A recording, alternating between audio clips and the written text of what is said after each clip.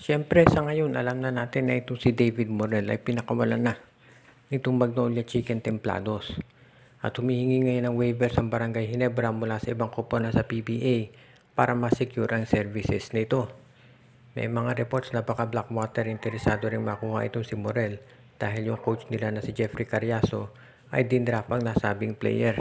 Pero maliwanag dito, kung sa Ginebra, sa Blackwater o sa iba pa mang koponan mapunta itong si Morel, nasayang ito ng Magnolia.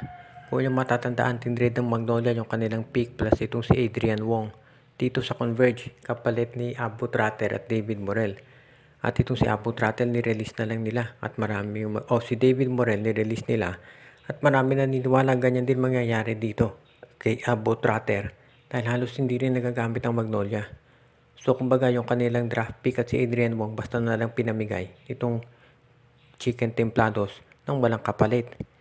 Sa ngayon kailangan natin tignan kung ito nga ay mangyayari. Pero ang tanong ng karamihan, bukod dito kay David Morel, sino pa kayang mga players ng Magnolia ang magiging free agents o pakakawalan?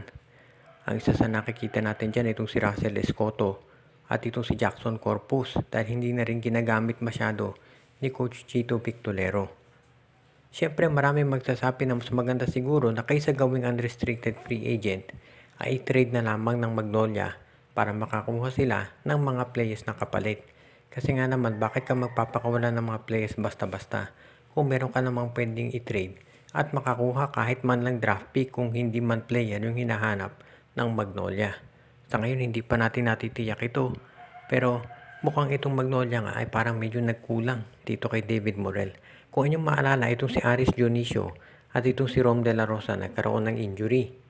At ang nangyari nga nung nagka-injury ito, inactivate nila itong si Morel mula doon sa reserve list at ginagagamitin sana. Pero hindi naman pinalaro masyado ni Coach Victolero so parang nasayang lang.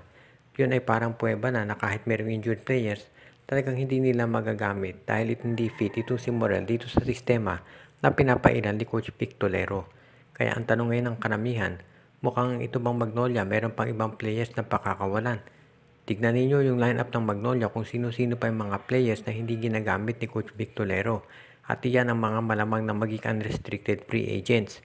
At dahil kapag naging unrestricted free agents na, pwede na yan kunin ng ibang koponan nang walang tinatawag na kapalit mula dito sa Magnolia. Pero kung naman Magnolia, syempre dapat ay huwag kang basta-basta magpamigay ng mga players na ganyan.